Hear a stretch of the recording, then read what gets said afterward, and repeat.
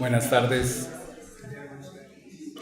Después de escuchar estas 6 ponencias que hablan sobre, que nos hablaron sobre suicidas, viejos, pederastas infantiles, ciegos, empleados y boleros, además exploraron temas y sujetos sociales emergentes en la historia social. Vamos ahora con nuestra conferencia magistral para terminar este coloquio Historia Social, Historia Plural, con la conferencia de Ezequiel Adamowski. Ya te iba a cambiar el nombre. Me voy a permitir presentarlo brevemente y luego lo dejaré acá solo y al final volveré para la sesión de preguntas. Ezequiel Adamowski es doctor en Historia por la University College London y licenciado en Historia por la Universidad de Buenos Aires. Es investigador independiente del Consejo Nacional de Investigaciones Científicas y Técnicas, CONICET, y ha sido investigador invitado en el Centro Nacional de Investigaciones Científicas en Francia. Se desempeña como profesor de la Universidad Nacional de San Martín y de la Universidad de Buenos Aires. Sus trabajos versan sobre varios temas generales y voy a retomar algunos temas que él mismo señala en un blog que tiene en internet disponible, donde está gran cantidad de sus trabajos. En primer lugar, la clase media, las clases populares y la etnicidad, que es un tema en el cual está trabajando recientemente. Las reflexiones sobre divulgación histórica y teoría historiográfica. Reflexiones sobre la historia europea y ensayos políticos, así como artículos periodísticos y textos breves. Sin duda, Ezequiel ha incorporado en la discusión elementos importantes para entender clases sociales en la Argentina a partir del diálogo con la historia conceptual. En el caso de la clase media, ha insistido en estudiarla a partir de una demostración empírica y de una identidad. También ha participado en el debate sobre la situación política argentina reciente y a través de artículos y de ensayos cortos. Ha sido muy importante en estos días tenerlo con nosotros y la interlocución que hemos podido obtener en estos días en un coloquio sobre sectores medios que celebramos en la Huancahuaymalpa. Es autor de varios libros, voy a mencionar algunos de los más importantes: Historia de la clase media argentina, Apogeo y decadencia de una ilusión, 1919-2013, publicado por Planeta en 2009, Historia de las clases populares de la Argentina, de 1880-2013, publicado en 2012, la marchita, el escudo y el bombo, junto con Esteban Busch, de Planeta, editado en 2016, y su trabajo más reciente, El cambio y la impostura, la derrota del kirchnerismo, Macri y la ilusión pro, Buenos Aires, Planeta, 2017.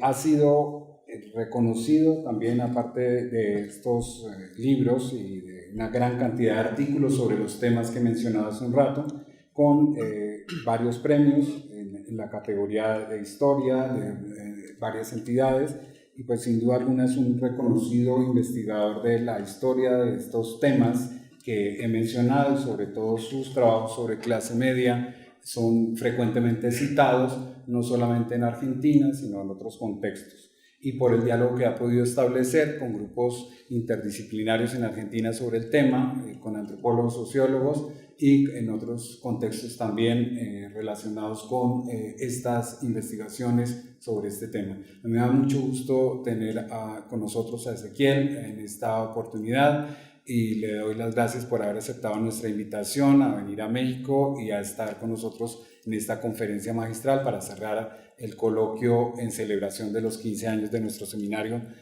permanente de Historia Social del Centro de Estudios Históricos del Colegio de México. Gracias, Ezequiel.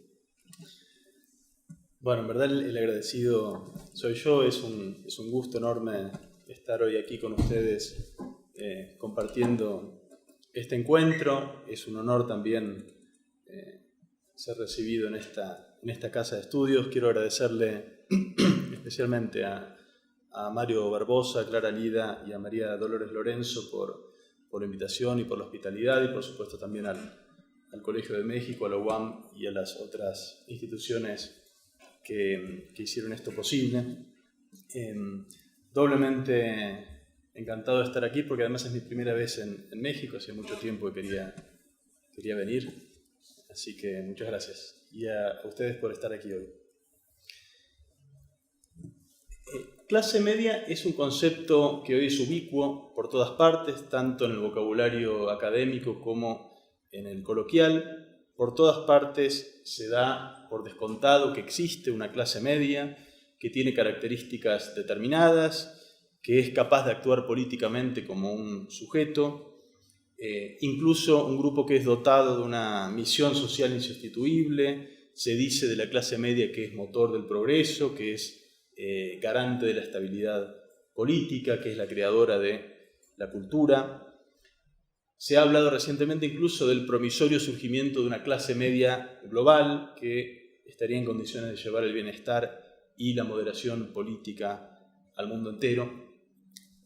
Y quienes estudiamos a la clase media no podemos más que mirar con escepticismo este tipo de afirmaciones, ¿no? Desde hace un poquito más de 20 años, en el campo de la historiografía viene habiendo una renovación bien importante que, entre otras cosas, ha puesto en cuestión la idea misma de que exista una clase media, al menos concebida como un grupo social de existencia objetiva y dotado de los valores que se le atribuyen. Y además también esta renovación ha señalado el carácter fuertemente ideológico que el propio concepto de clase media, la propia categoría, tiene.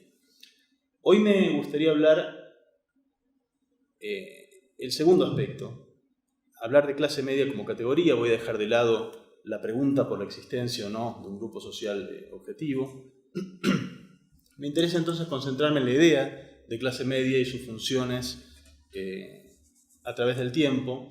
Voy a hacer una presentación que va a ser básicamente una serie de pinceladas en un periodo muy extenso de tiempo que nos va a llevar de la antigüedad al presente, en un espacio geográfico también extenso que va de Latinoamérica a Europa y de disciplinas que van de la historiografía a la economía, es decir, va a ser un recorrido de pinceladas en apariencia impresionista. Les garantizo y les pido que me crean que cada una de estas pinceladas tiene un trabajo empírico por detrás. Puedo dar prueba de lo que estoy diciendo si me lo piden. Pero me parecía importante entonces sintetizar un poco lo que han sido algunas de mis investigaciones sobre este tema a través de estas pinceladas, ¿no? Clase media es un concepto performativo, es un concepto que no solo utilizamos para describir una realidad exterior a él mismo, sino también para producir una realidad. Cuando decimos clase media, estamos haciendo algo. No solo estamos agrupando a personas dentro de una clase social, dentro de un mismo conjunto, sino que además colocamos a esas personas en el medio. No solo la clase media es una de las tres clases sociales que reconocemos como tal, también el propio término la sitúa entre medio de ricos y pobres. Y esto naturalmente es una imagen mental, porque la sociedad, esto que voy a decir es una obviedad, pero la sociedad no tiene una mitad, no tiene un medio. La sociedad es un conjunto de relaciones entre personas, no tiene un medio propio, lo que tampoco es un número, digamos. La expresión clase media no es otra cosa que una metáfora espacial, ¿no? Nos invita a imaginar la sociedad en términos del mundo físico, como si fuese una organización espacial de la cual uno pudiese distinguir el medio. Como metáfora, clase media está relacionada con otras metáforas espaciales que también otorgan un valor especial al hecho de estar en el medio, de ocupar ese centro, ¿no? Y que también utilizamos con mucha frecuencia en nuestro vocabulario. Se asocia la idea de clase media con otra metáfora que es la del justo medio, asociada a la política, el ideal del equilibrio político, y también con la idea del centro en la política, ¿no? El centro que está entre medio de izquierda y derecha, de los extremos opuestos, que también sería signo político de moderación. Esas tres imágenes espaciales las utilizamos con mucha frecuencia cotidianamente. No hay nada extraño en que usemos metáforas para entender la vida social, lo hacemos permanentemente, pero clase media y esta formación metafórica a la que pertenece es un tipo especial de metáforas. Son metáforas que trafican visiones ideológicas acerca de la vida social, nos invitan a imaginar la sociedad de acuerdo a sesgos políticos determinados que, sin embargo, permanecen invisibles. Les pido entonces que me acompañen en un recorrido a través de estas pinceladas, comenzando por los dos contextos en los que apareció por primera vez el término clase media en el vocabulario occidental. El primero fue el de la antigua Grecia, hasta donde sabemos el primero en utilizarla fue Aristóteles. En tiempos de Aristóteles la aristocracia ateniense estaba perdiendo rápidamente su lugar como al frente de la sociedad, debido sobre todo a la expansión de la ciudadanía, la dinámica de la democracia, la prosperidad urbana que había dado lugar al surgimiento de categorías sociales como mercaderes, artesanos, comerciantes, trabajadores, que ponían una amenaza, que significaban una amenaza muy concreta al mundo aristocrático. En ese contexto es en el que algunos aristócratas tuvieron el proyecto de reformar y revitalizar los valores aristocráticos de modo de contrarrestar esa tendencia niveladora de la vida democrática y de la vida urbana, entre ellos los filósofos socráticos, Platón y Aristóteles en particular. Aristóteles mismo desarrolló todo un sistema de pensamiento a través del cual aceptó formalmente los ideales de democracia e igualitarismo atenienses, pero sin embargo los recolocó en un marco conservador y más bien elitista. El desprecio que sentía Aristóteles por las clases bajas es bien conocido. Para él la democracia dentro de su esquema de formas de gobierno era una mala forma de gobierno. Su ideal, el ideal que él propuso para la polis, es el de la politeia, que era una constitución mixta, un gobierno mixto que combinaba elementos de oligarquía con elementos de democracia. Y allí es donde entra el concepto de clase media que él utilizó. Para Aristóteles, este ideal de gobierno mixto, que equilibraba entonces instituciones de oligarquía y democracia, debía sentarse en una sociedad que estuviese ella misma equilibrada por la presencia de una clase media, ¿no? Es la clase media la que asegura la posibilidad de este orden o este gobierno mixto. En ausencia de una clase media, afirmaba Aristóteles, los ricos y los pobres, extremos opuestos, pelean, combaten entre ellos y la estabilidad no es posible. La clase media entonces hace posible el equilibrio y además, sostenía Aristóteles, la clase media está más inclinada a seguir la voz de la sabiduría que los pobres o los ricos, que estaban más inclinados hacia los vicios o las pasiones negativas como la arrogancia, la insolencia, la envidia, el servilismo y otras por el estilo, ¿no? En este entonces primer movimiento, digamos, metafórico que produce Aristóteles, la felicidad social aparece entendida como un equilibrio o proporción entre diversos componentes o partes desiguales, y la clase media, la presencia de una clase media, es el garante de que ese equilibrio sea posible. Los especialistas en la obra de Aristóteles, que claramente no soy yo, concuerdan en que Aristóteles desarrolló estas ideas transfiriendo a la comprensión de lo político los conocimientos que él tenía por su formación médica. El gobierno mixto, la idea de gobierno mixto, era una traslación al campo de la política de la idea predominante de salud que existía en esa época, entendida como equilibrio de los humores corporales y la enfermedad como producto del desequilibrio de los humores. De todos modos, ¿por qué suponía Aristóteles que la clase media de todas las clases era la que actuaba de manera más virtuosa o estaba en mejores condiciones de seguir la voz de la sabiduría? La respuesta a esta pregunta se encuentra no en la política de Aristóteles, sino en la ética, que está muy relacionada con ella.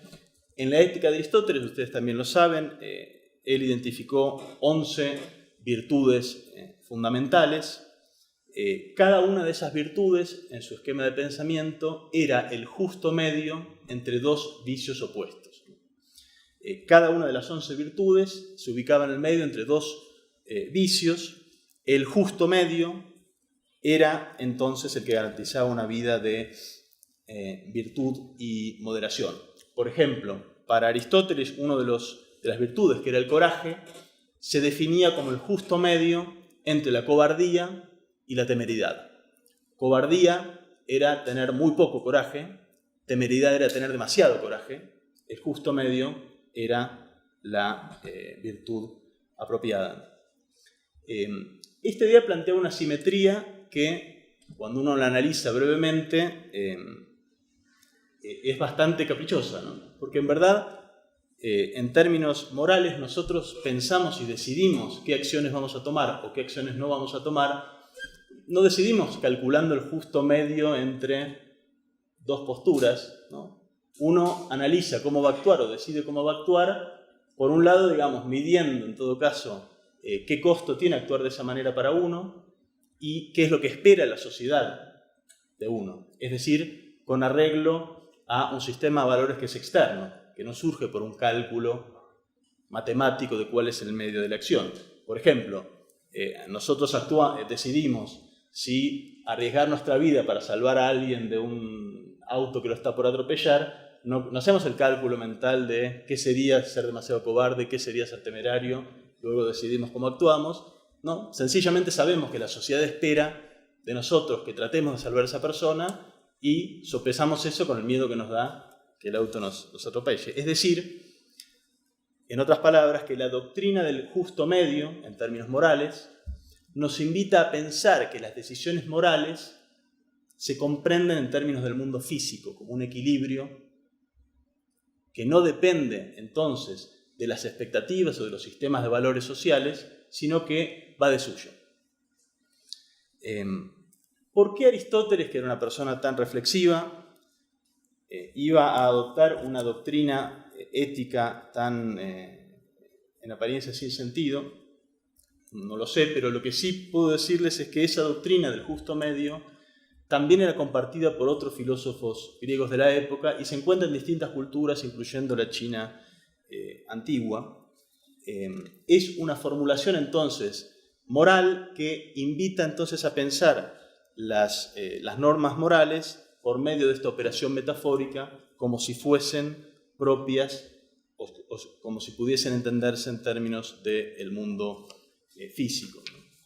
El mundo y tampoco nuestra concepción de la moralidad no tienen un medio, esto es una operación metafórica. La doctrina del justo medio aplicada a la ética nos invita entonces a pensar que nuestras decisiones morales son naturales, es decir, naturaliza nuestras decisiones morales, que en verdad surgen de convenciones, las convierte entonces, nos invita a pensarlas en términos naturales y por ello a concebir toda otra norma de conducta ética como desviaciones o excesos respecto de esa norma. Hay algo bien interesante, que esta operación metafórica de la que estoy hablando forma todo un sistema, una formación metafórica que incluso está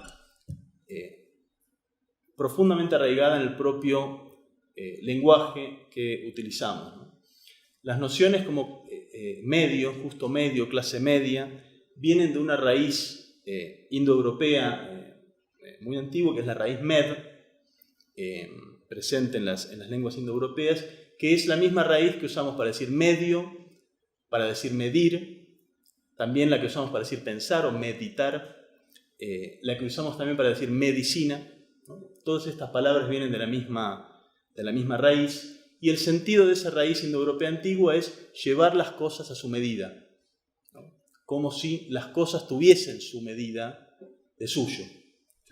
Es decir, en el propio lenguaje que utilizamos está incorporada este sistema metafórico vasto, del cual forman parte ideas como clase media, entendida como equilibrio, justo medio como punto de virtud moral, y centro político, el medio político, como moderación. La propia palabra moderación viene de esa raíz indoeuropea común. Repito entonces aquí, ni la sociedad ni nuestros principios éticos tienen ningún medio que vaya de suyo. ¿Qué sería o qué grupo en concreto estaría en condiciones de reclamarse ser de clase media, ya que la expresión misma no es transparente, ¿no? Cuando uno dice clase obrera o uno dice clase empresaria, son expresiones más o menos transparentes, es decir, no puede inferir a qué grupo se refiere. Cuando uno dice clase media, no está claro, no es transparente de qué grupo se trata. Aparentemente Aristóteles, cuando decía clase media, se refería a el grupo de los propietarios agrícolas medianos que trabajaban la tierra con sus propias manos y con unos pocos esclavos. ¿Por qué para Aristóteles esa era la clase media y no los comerciantes o artesanos urbanos? Por ningún motivo, como no fuese que Aristóteles detestaba el mundo urbano, ¿no? No hay motivo por el cual el medio debiese ser ocupado por ese grupo y no por grupos urbanos. Voy al segundo momento de nacimiento de la expresión clase media, que es ya la época moderna. Digo segundo nacimiento, segundo momento, porque después de la época de Aristóteles desapareció el término clase media del vocabulario político occidental durante siglos y resurgió solo a fines del siglo XVIII. El propio concepto de clase, como ustedes saben, es un concepto moderno y bastante reciente. Clase media apareció como término recién y por primera vez en Francia durante la Revolución Francesa en 1789. Inmediatamente se empezó a utilizar en Inglaterra y de allí se expandió en distintos momentos al resto del mundo. Para 1789, en Francia, el lenguaje que se utilizaba para definir o distinguir clases sociales era todavía predominantemente binario, es decir, distinguía a los grandes y al pueblo. No había en la imaginación sociológica, digamos, un tercer espacio. La aparición de la expresión clase media o clase intermedia, classe moyenne o classe mitoyenne, a partir de 1789, estuvo relacionada con un contexto político muy preciso y similar, cambiando lo que haya de cambiar, al de Aristóteles. Comenzó entonces a ser utilizada en 1789 por los grupos que intervenían en la Revolución, que buscaban movilizar apoyos sociales entre quienes estaban dispuestos a defender algunos de los horizontes de la Revolución, pero no a llegar tan lejos como proponían los grupos más radicalizados, ¿no? Este es el partido que se llamó de los moderados, justamente, el que, por ejemplo, en boca de Philippe Antoine Groubel, lanzó a partir de 1789 apelaciones a una clase intermedia, convocándola a intervenir en la política. Solo una clase intermedia, decía Groubel, va a salvar a Francia, y cito textual, de la tiranía de los grandes y de los excesos del populacho. En los primeros años de la Revolución, esa nueva expresión, clase media o clase intermedia, apareció también en boca de otros políticos moderados. Muy interesante que además por primera vez en 1789 es la primera traducción de la política de Aristóteles donde se traduce como clase media lo que hoy encontramos en los libros de Aristóteles como clase media, ¿no? Hasta 1789 las traducciones de Aristóteles traducían lo que hoy traducimos como clase media como les médiocres o los mediocres. Los mediocres, nada que ver, ¿no? Algunos políticos, les decía, moderados como Lafayette, comienzan a utilizar este término. También en el caso de Lafayette, con inspiración aristotélica de proponer un gobierno mixto. Este es un término que también se recupera de Aristóteles en este momento. Y la intención anti-igualitarista que tenía esta apelación a la clase media quedó perfectamente clara para los políticos jacobinos que actuaban en el mismo contexto, ¿no? Como Brissot o Robespierre.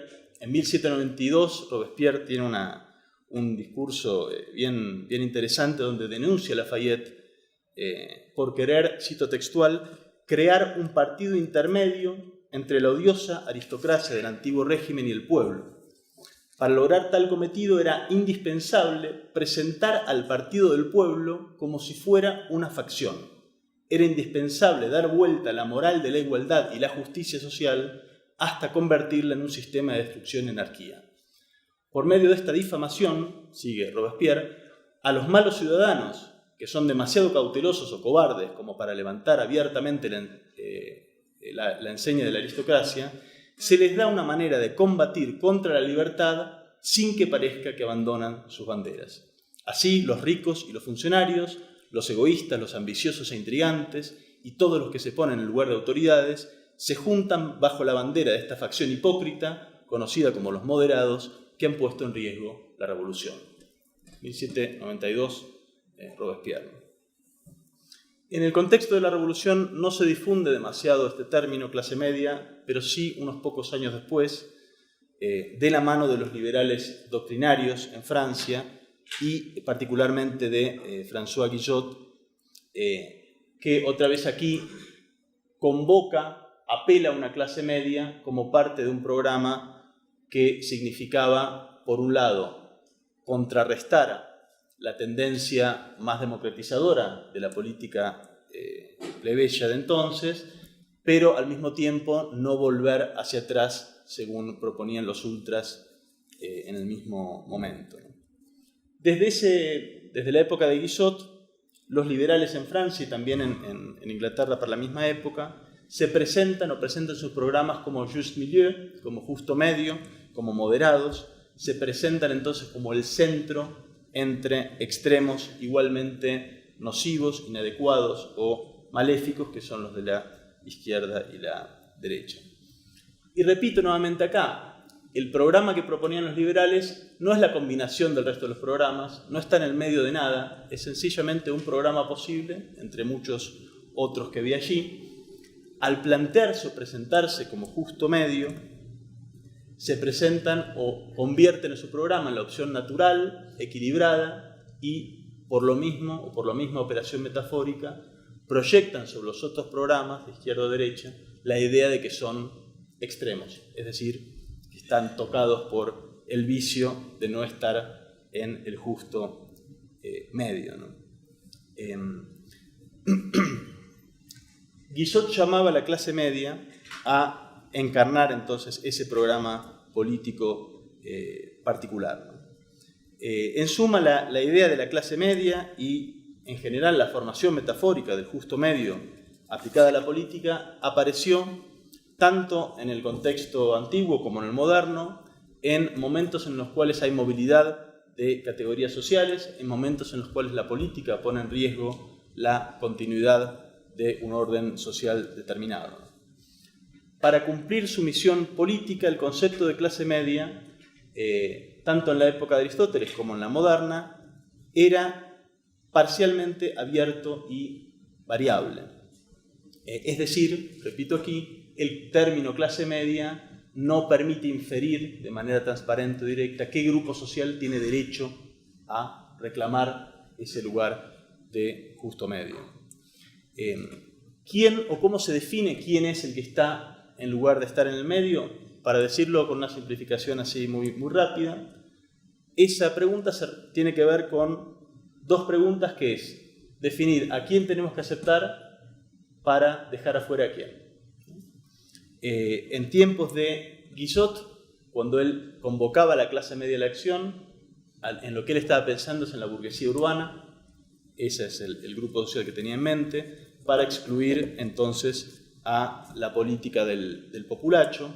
Unos poquitos años más tarde en Francia, cuando el movimiento obrero organizado ya irrumpe en la escena política y el socialismo es una realidad, políticos posteriores como Gambetta, por ejemplo, utilizaron la expresión clase media en un sentido más inclusivo, es decir, corrieron la frontera hacia abajo y ya no referían a la burguesía, sino a lo que Gambetta llamaba las nuevas capas sociales, entre otras, digamos, incluyendo a un comerciante, un tendero, incluso algunos trabajadores de categorías independientes, ¿no? Trabajadores y tenderos, para Guillot, solamente 25 años antes eran parte del populacho. Ahora, 1870, 1890, son imaginadas o convocadas como parte de la clase media. La idea de clase media entonces convocaba o invitaba una cierta imaginación sociológica en la que el justo medio o un programa supuestamente moderado estaba asegurado por una clase intermedia dotada de determinados valores y virtudes políticos y morales, virtudes que por el mismo movimiento se negaba a los otros grupos sociales. Pero además, y acá quiero introducir otro tema, también clase media en el contexto moderno se entrelazó con una determinada imaginación geográfica, es decir, no solo una imaginación sociológica, sino también geográfica. Clase media también, en el mismo momento, se convirtió en una pieza central de un determinado modo novedoso de imaginar la historia y de imaginar el espacio geográfico. En la gran narrativa que propusieron los grandes historiadores de la primera mitad del siglo XIX, se proponía que Europa era la cuna de la civilización porque en Europa se había dado una conjunción de procesos casi milagrosa y única que habían dado lugar al surgimiento de una clase media. La clase media era a la vez entonces producto de ese milagro de la civilización y a su vez el motor de ese milagro, ¿no? Como ustedes bien saben, los pensadores liberales de la primera mitad del siglo XIX, a diferencia de sus predecesores del siglo anterior, tendieron a no escribir grandes tratados filosóficos o políticos, sino más bien a transmitir sus ideas a través de historias. Es decir, fueron historiadores antes que ideólogos y filósofos, digamos, de sistemas. En parte, esto por la experiencia del terror revolucionario. Liberales como Guizot rechazaron la idea de que la sociedad es fruto de un contrato racional entre individuos y propusieron, en cambio, la idea de que la sociedad es una realidad primordial que es fruto de un lento y secular proceso de desarrollo histórico. Es decir, que el orden social no es una decisión racional de los ciudadanos, sino un lento decantamiento a través de siglos de historia. La idea que proponían a través de estas narraciones históricas es que el presente liberal que proponían era el desarrollo natural al que apuntaban siglos de historia europea. En esa intención es que producen un grupo de historiadores, entre los cuales el lugar central lo ocupó el propio François Guizot, una nueva interpretación de la historia europea, entendida como el lento camino del tercer estado, entendido como clase media, utilizan como sinónimos ambos términos, el lento camino hacia la libertad. Esta narración, además, se convirtió en la piedra angular de la propia identidad europea occidental. Guizot, como ustedes saben, fue, además de un político de primer orden, un historiador fundamental, al mismo tiempo que lanzaba su apelación política a las clases medias francesas, las invitaba a involucrarse en política, al mismo tiempo escribía sus historias de la civilización en Europa y en Francia, en las cuales narraba o construía la historia europea como esa epopeya de liberación encarnada por la propia clase media. Para él, en sus historias, la clase media era una clase distinta a las otras conocidas, era distinta a la nobleza feudal, era distinta a las castas dominantes de la India, por ejemplo, en que era una clase abierta e inclusiva. El modo en que Guizot contó la historia tenía que ver entonces con concebir la historia europea como un lento y largo proceso de lucha de clases. Ese es un término que acuñó Guizot y que Marx de allí lo tomó. Un lento proceso de lucha de clases en la cual ninguna pudo predominar. En esa falta de predominio se crearon los espacios por los cuales pudo florecer la vida urbana, alimentada además con los legados romanos, con los legados germánicos y con el legado de la Iglesia Católica. En esos intersticios floreció entonces una vida urbana independiente, una clase media, que eventualmente condujo a que paulatinamente esa lucha de clases decante en el dominio de la clase media, ya estamos hablando del presente, que es un dominio que no es un dominio. ¿Por qué? Porque la clase media es abierta e inclusiva, a diferencia de las clases anteriores. Es una clase que encarna la unidad nacional.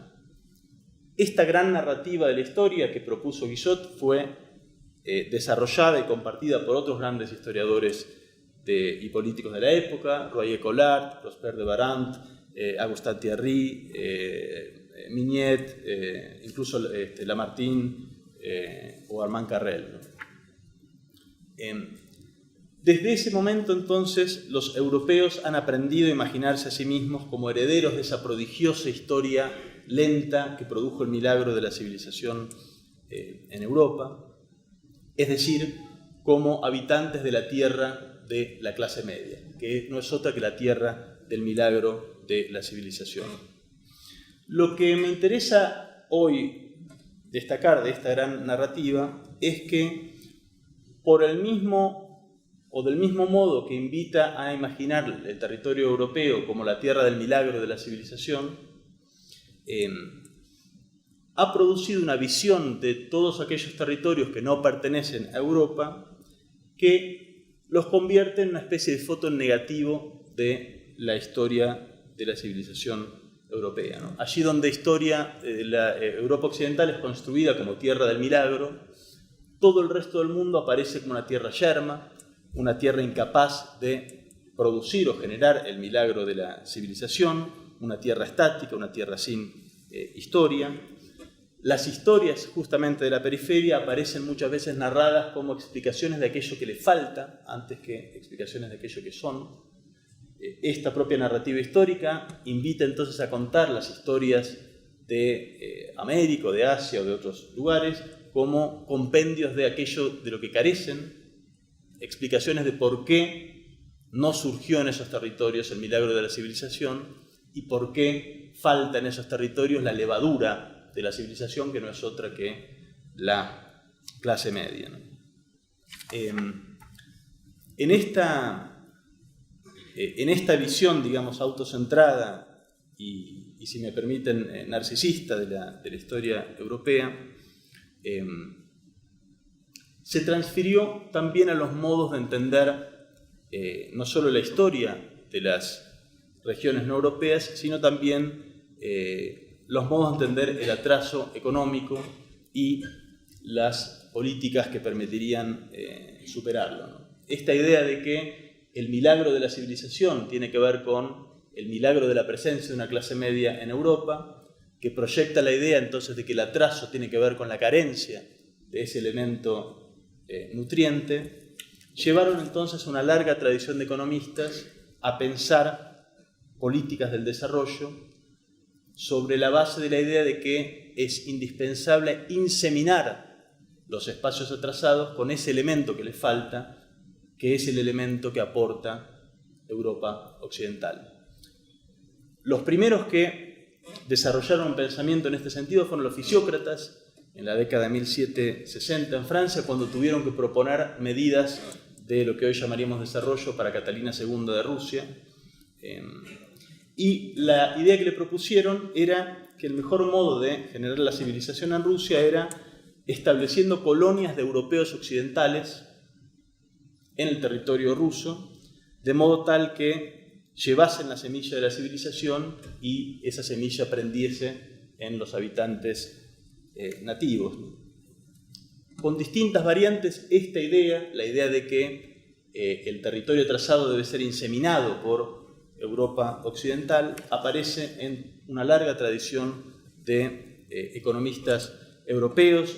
Richard Jones en la década de 1830 en Inglaterra, el francés Paul Leroy-Beaulieu un poco más tarde, Friedrich List en Alemania, en su famoso tratado El Sistema Nacional de Economía Política de 1841. Y esta larga tradición es la que alimenta el campo de la economía del desarrollo que surgió en la segunda posguerra del siglo XX, que retomó de una manera, por supuesto, más sofisticada este mismo argumento. Si ustedes toman lo que es considerada la obra que marca el primer hito en la economía para el desarrollo, que es la obra de Ragnar Nurkse, Problems of Capital Formation in Underdeveloped Countries, de 1953, ahí lo plantea con toda claridad. Él dice, bueno, siguiendo la tradición liberal de la economía, dice, el Estado no debe intervenir en la economía allí donde las cualidades humanas que garantizan un buen funcionamiento de la economía están presentes. Pero allí donde las cualidades humanas faltan, dice Nurkse, allí sí entonces el Estado debe intervenir. La principal de las cualidades que debe estar presente para que haya desarrollo es una clase media. Aquí se retoma esa idea. La ausencia de clase media es a la vez causa y consecuencia del atraso, de modo tal que forman una especie de círculo vicioso. El atraso no permite que haya clase media. Si no hay clase media, no hay modo de salir del atraso. Es decir, esas sociedades no tienen impulsos propios para salir del atraso. Lo importante es entonces que el Estado intervenga para quebrar esa inercia del atraso, para que aparezca una clase media local. ¿Y cómo se logra esto? Con la ayuda de los países desarrollados que proveen saberes y capital. Por supuesto, además está decir que esta visión del desarrollo por vía de la inseminación de los países atrasados con la semilla que viene de los países avanzados funcionó en varios sitios del mundo como una justificación de políticas imperiales. En el caso latinoamericano hay una historia particularmente clara en ese sentido.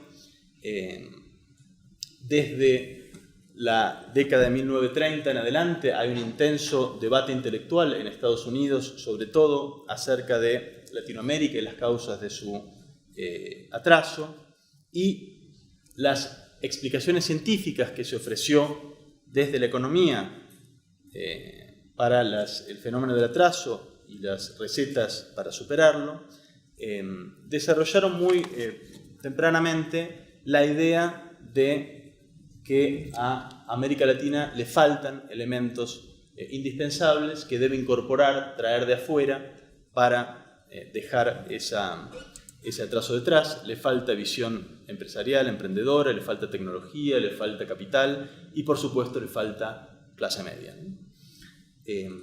Este cuerpo de ideas se sistematizó en la década de 1940 en la teoría de la modernización, que ustedes conocen bien, que fue enormemente influyente en toda América Latina. Proveía de una explicación acerca de cómo se pasa de una sociedad tradicional a una sociedad moderna, los cambios económicos, sociales y políticos que esto trae aparejado. Y nuevamente aquí una de las piezas centrales del argumento es que los países adelantados tienen que ayudar a los atrasados a superar esos obstáculos, facilitando inversiones y capacitación emprendedora, digamos. Apoyo político, inversiones, capacidades culturales y científicas e inversiones. También, por supuesto, aquí viene dimensión política en esta empresa. Uno de los objetivos de la teoría de la modernización era contrarrestar la prédica de los comunistas que afirmaban que el desarrollo económico era imposible en situaciones de dependencia. La teoría de la modernización propuso la idea de que el comunismo es una enfermedad del subdesarrollo y que entonces cualquier país que estuviese dispuesto a seguir una serie de recetas propuestas podía entonces evitar esa enfermedad y pasar a la modernidad. Y con esa idea en mente surgió en los Estados Unidos toda una nueva rama de las ciencias sociales a comienzos de la década de 1950 que se llamó Estudios del Desarrollo, con un aporte interdisciplinario. Y a su vez este campo académico, esta empresa académica, tuvo una fuerte incidencia en el moldeo de las políticas exteriores de Estados Unidos para América Latina.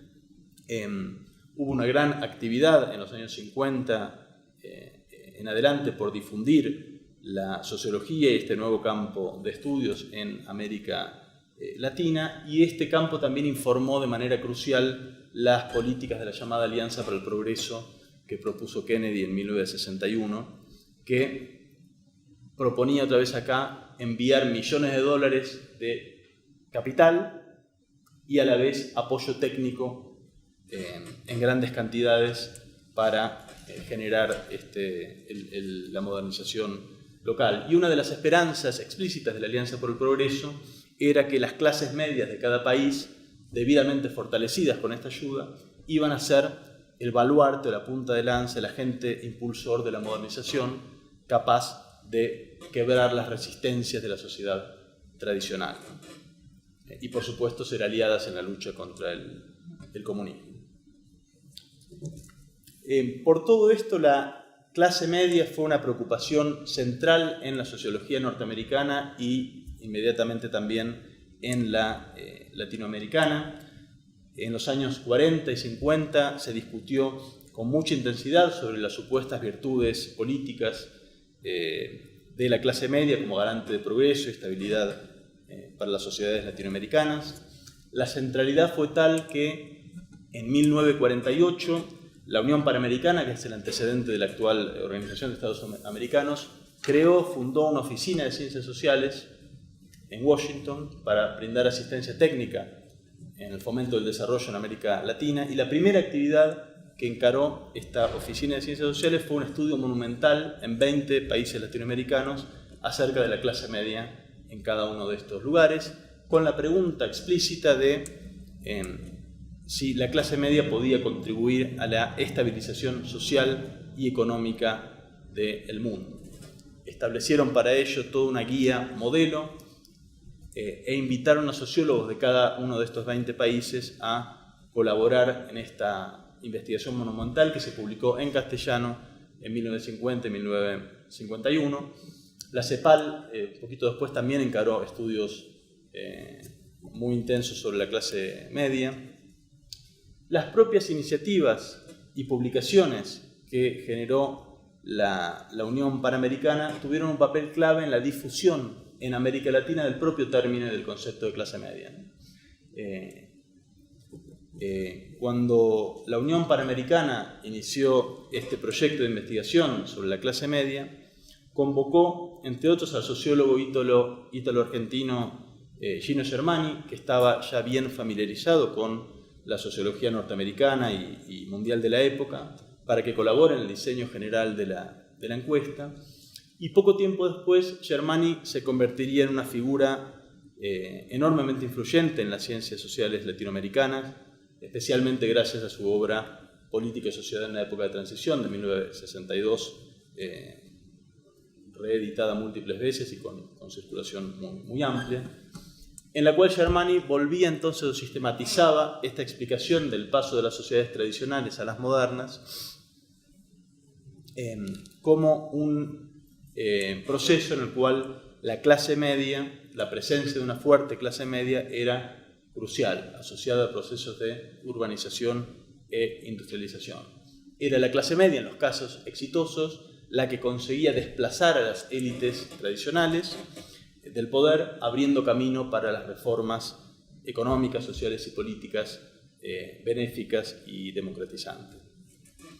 De diversas maneras, entonces, la teoría de la modernización, animada por esta imaginación geográfica de la que hablaba hace un momento, colaboró muy fuertemente para difundir este cuerpo de ideas o esta ideología que otorga a la clase media un lugar tan central en todo sentido.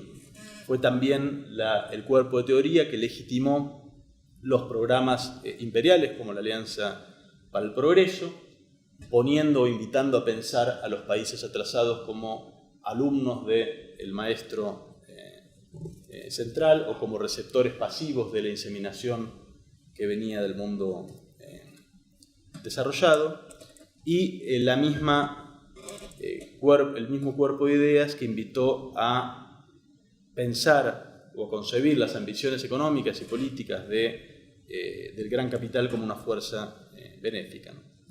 Para concluir entonces, el concepto de clase media está intrínsecamente ligado a la construcción de visiones acerca de la vida social, visiones acerca de la historia, visiones acerca del espacio geográfico, con un contenido fuertemente ideológico. Las visiones que promueve acerca de la sociedad invitan a pensar que hay una superioridad política y moral que le corresponde a determinados grupos sociales, que pueden ser variables, pero está claro que nunca son el bajo pueblo, que invitan a pensar entonces a ese sector social como garante del justo medio, el grupo social que contiene a la clase baja y que advierte a la clase alta sobre sus excesos, el grupo social que encarna un programa político moderado, que no es otro que el que propone la tradición liberal.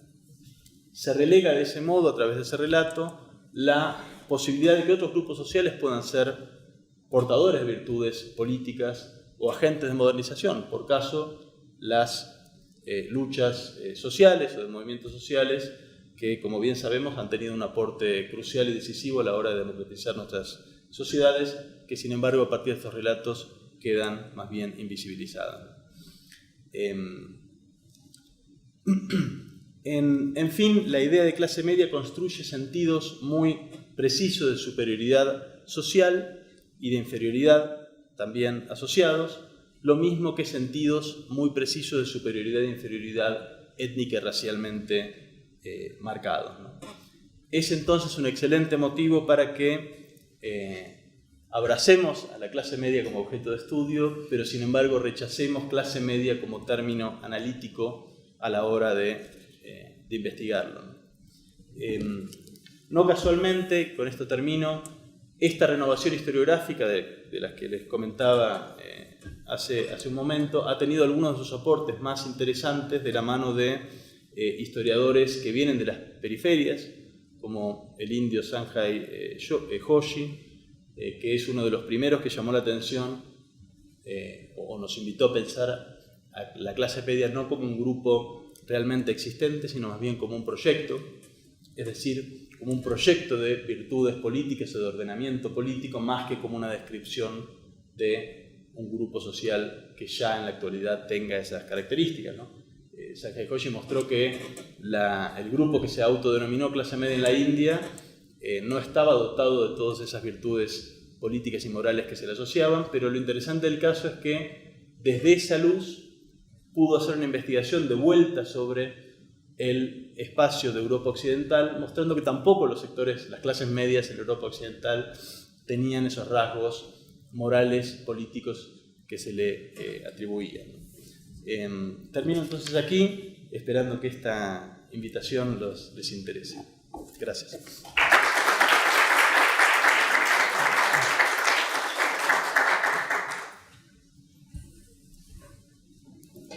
Agradecemos a Ezequiel Adamovsky por su presentación, esta presentación sobre la clase media de la imaginación sociológica, la imaginación geográfica, y procedemos a si hay preguntas, observaciones, comentarios para Ezequiel. Sí, Clara Lida. Mil gracias, Ezequiel. Mil gracias, Ezequiel, por la conferencia. Aristóteles hasta nuestros días es una hazaña realmente.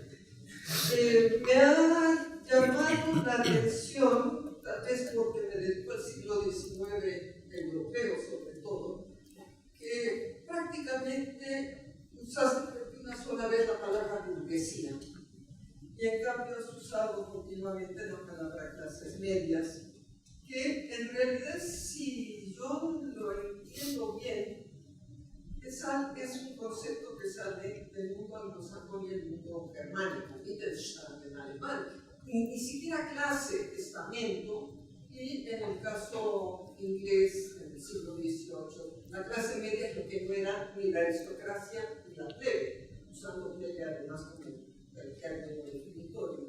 Pero en el caso continental y en el caso francés, si bien Guizot usa clases medias, también usa la palabra burguesía, y hay una discusión sobre cómo se usa cada uno de los términos, porque tienen cierta carga, no solo semántica, sino ideológica, en cualquiera de los casos. Me pregunto, y bueno, creo que en el mundo continental, me refiero continental europeo, todavía el término burguesía es un término que se usa en la historiografía francesa, española, etc. Veo que en el mundo anglosajón ha dominado una utilización semántica, por un lado tomada del pasado, del siglo XVIII, pero también, como señalado muy claramente, con una ideología combativa, con una ideología política, que se opone de alguna manera o trata de no caer en el concepto de burguesía porque lo considera un concepto revolucionario. Es raro encontrar en el mundo anglosajón que se hable de bourgeoisie. Y es también muy interesante que en el siglo XVIII, bourgeoisie, incluso en el XIX inglés, tenía un carácter peyorativo. Bourgeois era el que estaba muy afincado en el dinero, en la materialidad, etc. Era casi tan peyorativo como fue en cierto sentido en Francia la noción de justo medio aplicado a la monarquía de Luis Felipe, ¿verdad? Por la caricaturización del monarca, por Cormier y otros, mostrando el justo medio como algo visible y ridículo, una pretensión burguesa que no es burguesa, sino una nobleza que se pretende trabajadora y burguesa, con los valores que debe tener. Entonces, en fin, en realidad la pregunta vuelve a ser: ¿por qué clases medias y no burguesía? A lo largo de un largo periodo histórico, donde cuando se está hablando de estos temas, incluso hasta el día de hoy, cualquier español sabe que cuando se dice burguesía catalana se está hablando de algunos, de un sector. Sí. Cuando se dice burgués en francés también. Porque se ha perdido ese término, parecería que se está perdiendo, y que veo que cada vez predomina más la terminología anglosajona norteamericana de la Guerra Fría. Sumamos otra intervención, Aurora Gómez. Luego, sí. Mi pregunta sería si en Argentina se utiliza, digamos, el término clase media en los diarios, digamos así, generalizadamente, antes de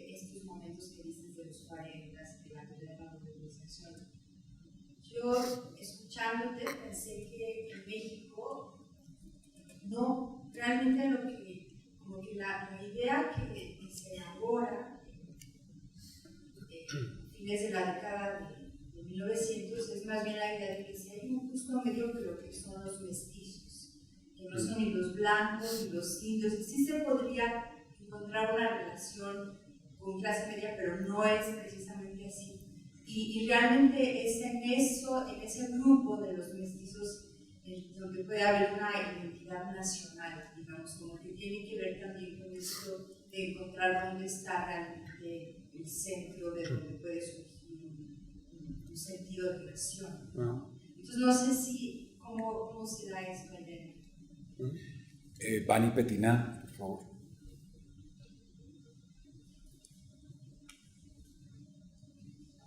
En primer lugar, muchas gracias. Ha sido sin duda interesante. A media provocación. Me pregunto, si entiendo bien, de acuerdo con este relato, el concepto de clase media es utilizado en el fondo como una estrategia excluyente, es decir, sobre todo hacia abajo, pero también excluyente en el fondo porque se propone un enfoque monocéntrico que excluye otro tipo de camino. Pensando al caso latinoamericano, me pregunto, pero sin embargo, esta no es una definición demasiado maniquea, porque sí pienso que acá el concepto de clase media se ha utilizado también en sentido más incluyente.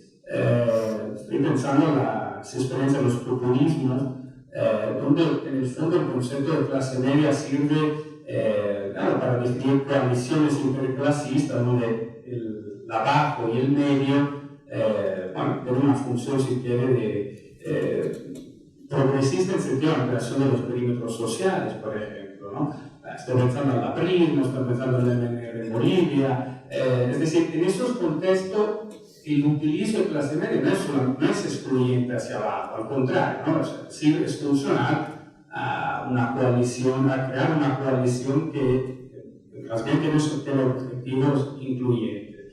Y es un mestizaje también el concepto de clase media, es decir, se vuelve un concepto, si quieres, muy latinoamericano y parte de proyectos políticos que son autóctonos y originales. Entonces, me pregunto si ese relato es un poco, no es demasiado maniqueo por cómo estás definiendo. Ezequiel, si quieres. ¿Cómo se llama? Bani. Respondo. Sí. Bueno, muchas gracias por las preguntas, todas bien interesantes. El punto que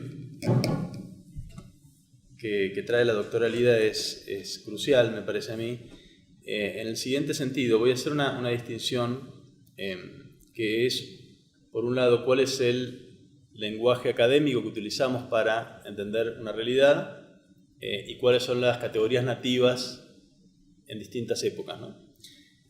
Tomando lo primero, efectivamente ha habido una tendencia a utilizar, sobre todo en la sociología, la categoría de clase media como sinónimo de lo que en otros sitios llamamos burguesía y a plantear esta narrativa de la que hablaba a propósito de Guizot, la idea de que el progreso y la civilización viene de la mano de la clase media igual burguesía, digamos, refiriéndose a los grupos, al poder del dinero y a los grupos que dominan el espacio urbano, digamos.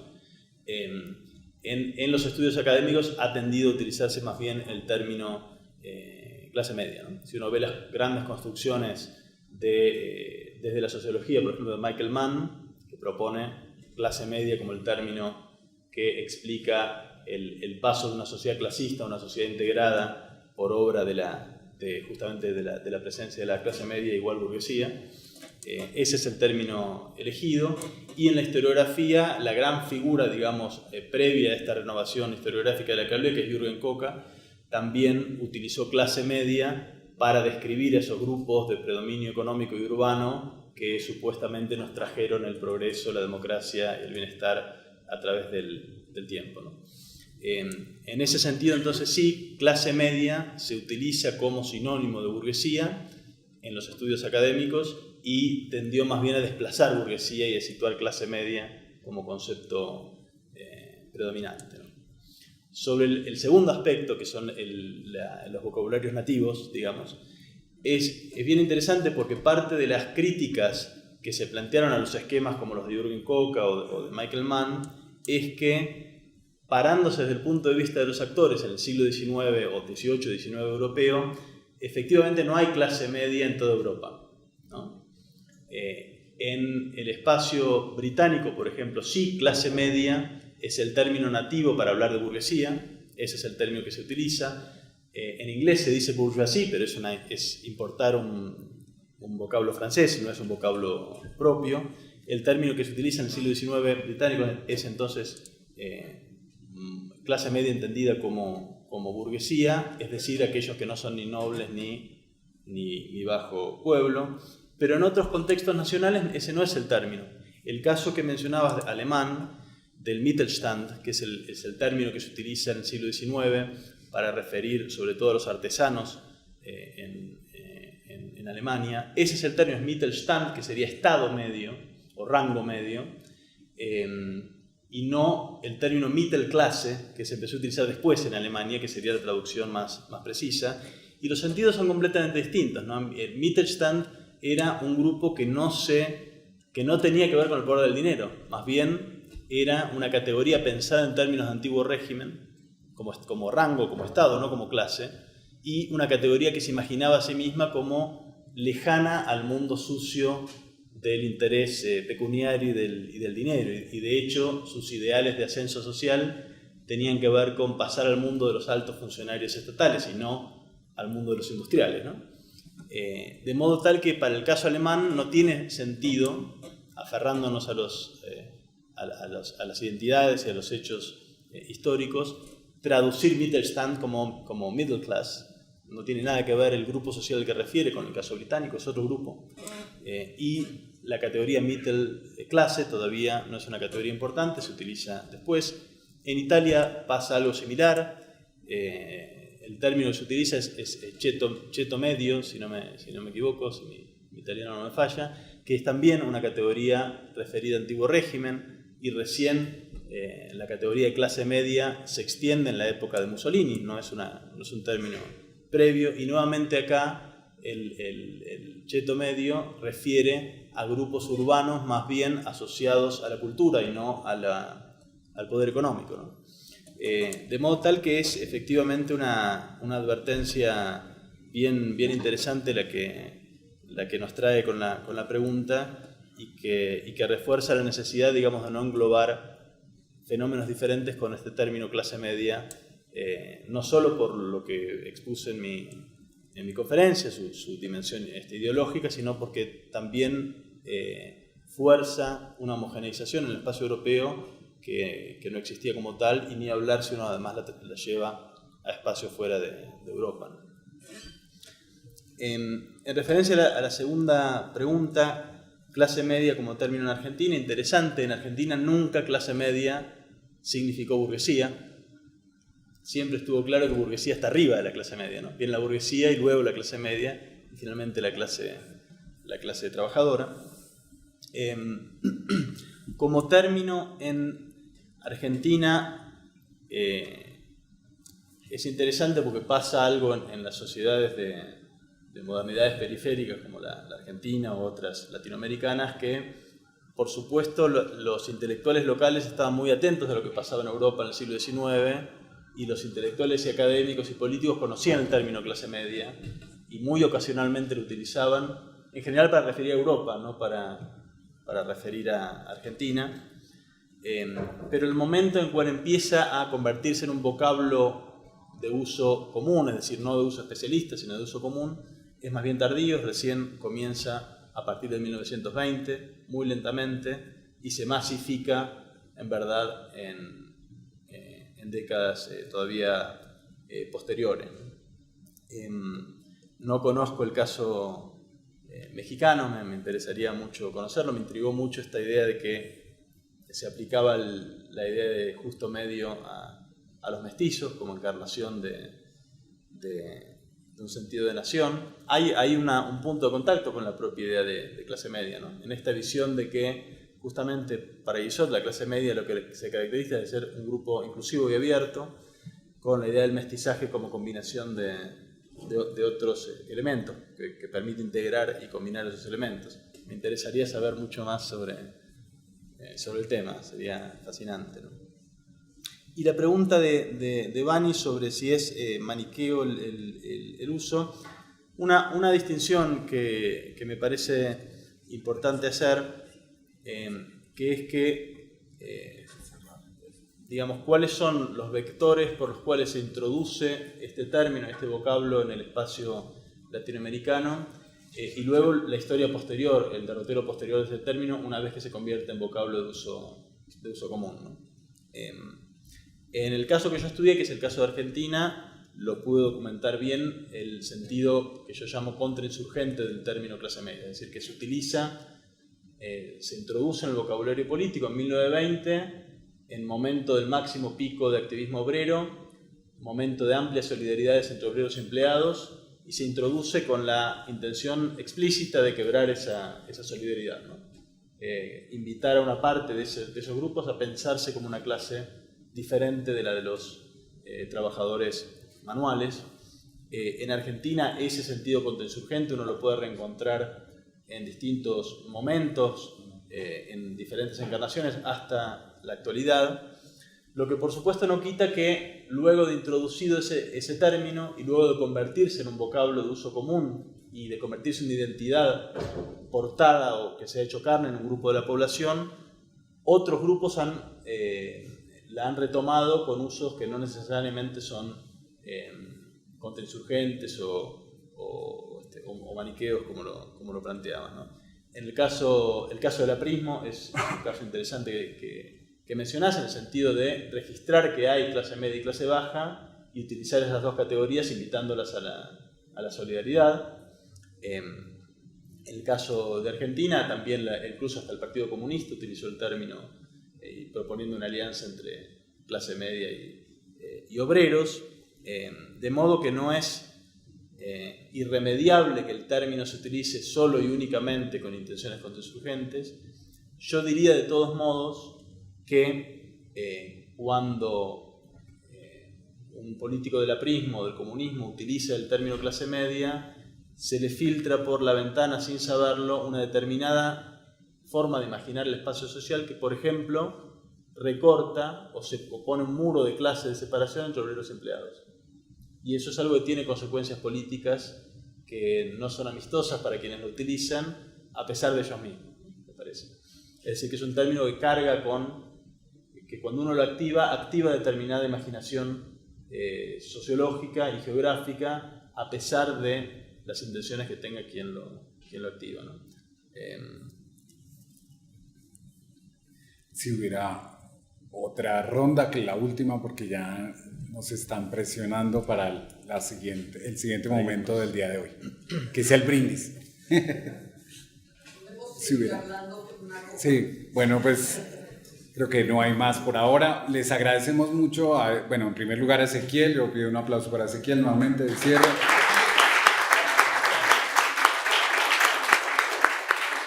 Quisiera, antes de terminar este tercer coloquio de Historia Social e Historia Plural, agradecer también a quienes nos apoyaron el día de hoy, a Fernanda Lavín, a Mariana Garduño, Gerardo Romero y Luis Hernández, e invitarlos a todos a seguir con el Seminario de Historia Social. Vamos para los siguientes 15 años, a ver si llegamos a los 30 o más. Gracias.